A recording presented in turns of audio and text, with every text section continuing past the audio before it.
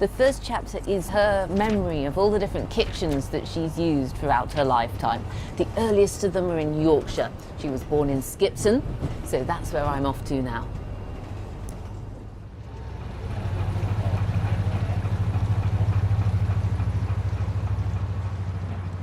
Skipton is a busy market town at the southern end of the Yorkshire Dales.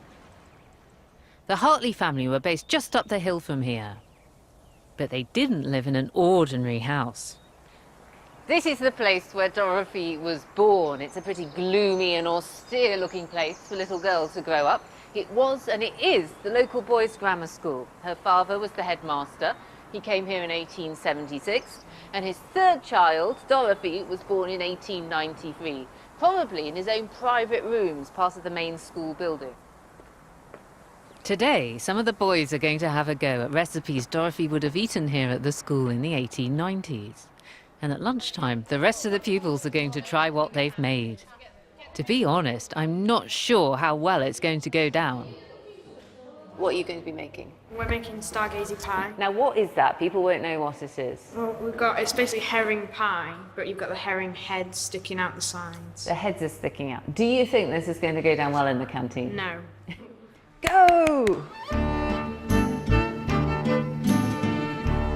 All these recipes come from food in England. I think it'll taste better than it looks. I think you're right. The desserts are oatmeal pudding, and that's semolina. That's mutton broth made with sheep's bones, a staple here in Dorothy's day. And this is the dough for Yorkshire tea cakes. And finally, stargazy pie. Why do you leave the heads on then?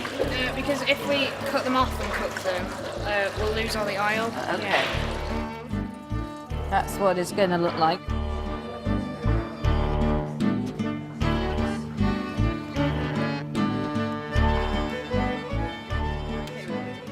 While the students are cooking, I'm going to find out what late Victorian life was like at the school for Dorothy and her family.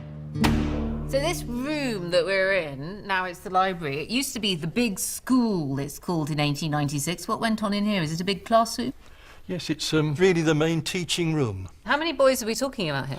You're talking about 80 boys overall, of whom about 20, never more than 30 in this period would have been boarders.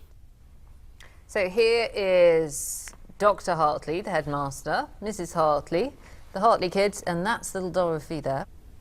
What sort of a man was he? He looks very respectable here in his mortarboard. Yes, you have to remember that the headmaster of the grammar school had a real status. It was a minor squirearchy, and so there was that sort of distance and respect in a way. I have to say Dorothy in all of these pictures looks a little bit grumpy. Yes, yes. Would you like to share your childhood home with 80 boys? I'm not sure I would. I don't think so. I don't think so. And Dorothy's mother, Mrs. Hartley, she was involved in the running of the school, wasn't she? She was, I think, pretty well the sole runner of the school. There's nobody but a matron, which they can't always afford, plus a sort of a job man, you see. So Mrs. Hartley, she's essentially the head of catering. I think she's probably the only caterer, really, most of the time. Oh, golly. From the finances, I can't see how it could have been run in any other way without her doing almost all the work herself. Producing food for 80 boys. And this made an impression on Dorothy. She remembers it. She describes the school kitchen here. She said it was masculine and enterprising. I guess they had to be pretty enterprising to feed all of those boys. She talks about homemade bread rising each week in a huge tub set before the fire, and piles of Yorkshire tea cakes came daily from the baker. It was here that I first realised the specialities of England. Bilberries from the mountains in leaking purple crates. From the east coast came barrels of herrings. Oxfordshire sent crates of wonderful fruit. From the north came sacks of oatmeal. Roll up, get some stargazy pie. Fish heads, fish tails, herrings. You're supposed to eat the actual head and the tail. No, you're not, but let's give it extra flavour. Okay, That's so what good, you're please. supposed to do. Which one would you like, sir? I don't even like fish. Get some stargazy pie. Please. Get it whilst it's warm. We'll eat anything you put out for them. They like to come to school and have a bacon sandwich and then a break time, they come out with big slices of pizza, and then they come and have big bowls of pasta and homemade cake, and then they go home and eat again. Imagine Mrs. Hartley then, the headmaster's wife, catering for 80 growing boys. How did she do it? Don't know. She must have worked from 5 in the morning till 10 at night. Nice. Yeah, it's nice. Normal food's nicer.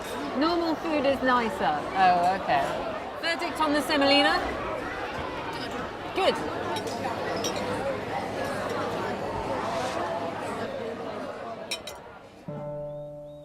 The Hartleys ate pretty well at the school. Not so people in the poorer farming communities nearby.